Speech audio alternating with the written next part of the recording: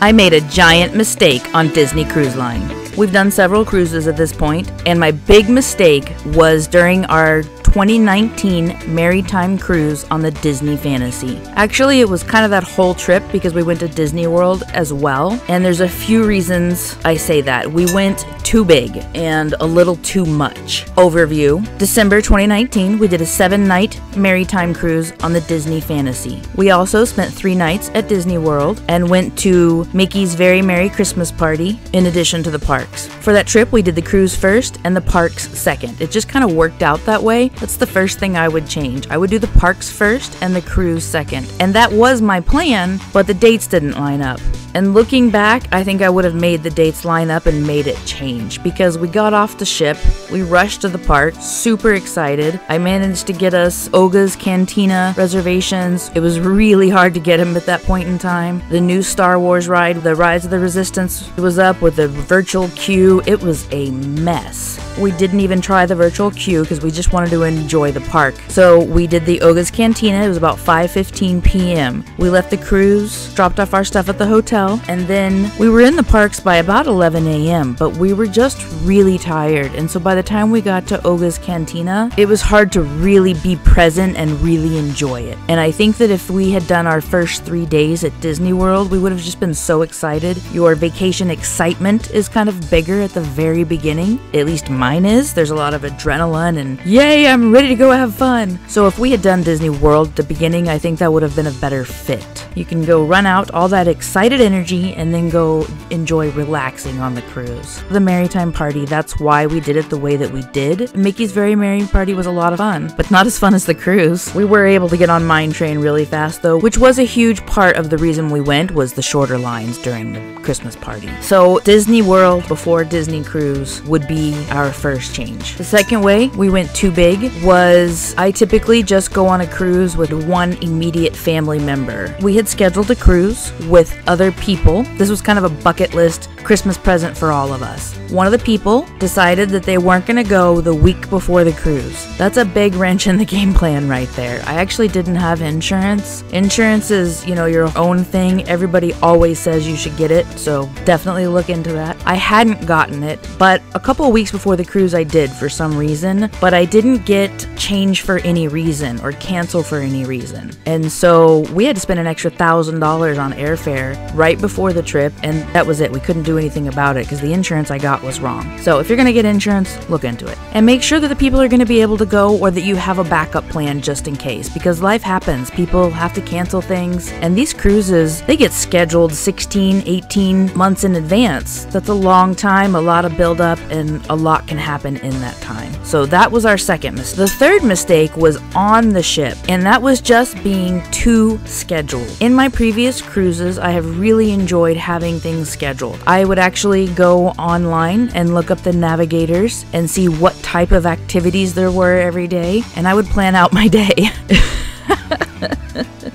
And I would plan out my day. That was a lot of fun for me, and to be honest, it's still fun for me. If I just want a little escape from the world, just go plan some Disney Cruise Sea Days. So I would get the navigator, figure out what I would do, look at the menus, what I wanted to order, watch videos, etc. The first few cruises, I had quite a few things scheduled because I wanted to make sure and hit them all. So they were busy cruises, and that was okay with me because at that point in time, I was still very much a park lover. Loved going to Disney World, Disneyland, really enjoyed the rides, just being there in the magic, and I still do. But life has happened, things change through time, and now I prefer the Disney cruise. I really just want to sit there and soak it up, and I haven't really done that. On our last cruise, I made sure to spend 20 minutes on the last night at Funnel Vision just enjoying it. No matter what movie, I just sat there and enjoyed it, because that's the other big mistake I often make is not taking the time to just sit there and be. Watch the waves, smell the sea breeze, enjoying seeing tiny humans running around, having so much fun.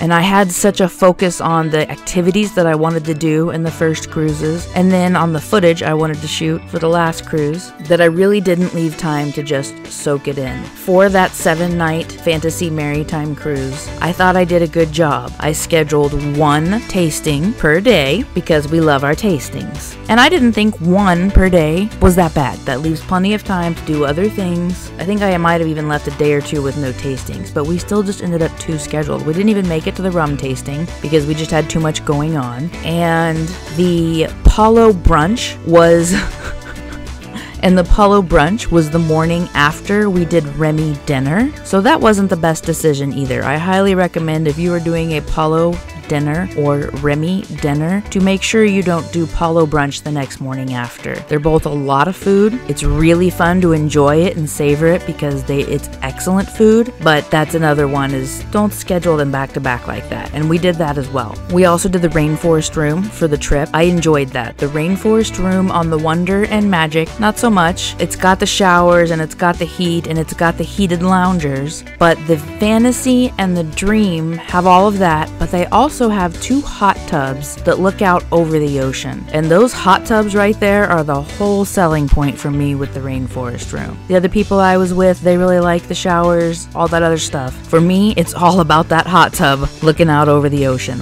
I don't know how, but there was never anybody in there when we went. And this was in December 2019, pre-COVID, full on, people everywhere. Pretty sure it was probably sold out because it was a maritime. And somehow we just didn't see people in the Rainforest room. And I saw people in the Rainforest room on the Wonder, which has almost half the capacity. So I don't know how we got so lucky. But that was one of the big steps that I was really glad we did do. I had wanted to also add in a Palo cooking class, which is very specific and is only offered on the Fantasy. We decided not to do that because it was just too much. The cruises are fabulous, and like I said, one of the best things is really enjoying them. Going to the trivia and just enjoying having fun, watching people laugh. The people watching is pretty good on a cruise. The other piece of this that I really debated about and thought that I had gone too big is the dining plan. I had never done a dining plan before. My son and I did a lot of budget trips when he was growing up,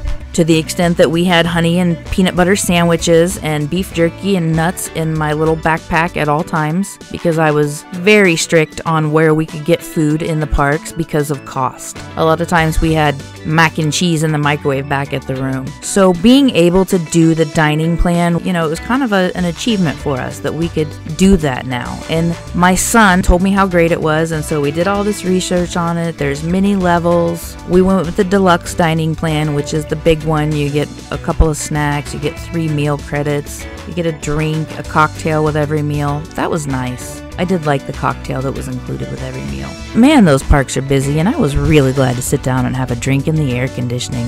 The thing with the dining plan is that some restaurants require 2 meal credits for a meal instead of 1. And so there was quite a bit of math because I didn't want to lose money on this plan. So I overstressed myself in ways that I just didn't need to. And one of my mistakes with that was letting go of a reservation. I thought we were going to have too much food and would go over our dining credit allotment, which of course we did not. We had a reservation for probably 4 or 5 for Tony's Town Square restaurant, and I canceled it because I didn't think we were going to make it over there. We did make it over there, and because of the Very Merry Christmas Party event, the restaurants were not open like they were normally. So we ended up getting some cheap, weird fast food that I was wishing I would have kept that reservation. We couldn't get back in. So that's another example of the just going so big, and we made a mistake. I would do the deluxe dining again because I did enjoy it. And oh my gosh, Animal Kingdom Resort and Parks have amazing food. I highly recommend all of them. Literally 5 different places. Really good food for the sit-down restaurants. So we were really glad to have the dining plan. I tried things that I would have never tried before. I didn't realize how good the Disney chefs were at the parks and the resorts, and I'm just so glad that we did it. So going big can be great, and it can also be a little bit of a rub. We did them both, and I don't regret any of it. I had a moment in time when COVID just got started. Even then, I was glad we had the experiences though, and of course, now from this view, 2 years later, I'm so thankful. I'm so grateful we got to go.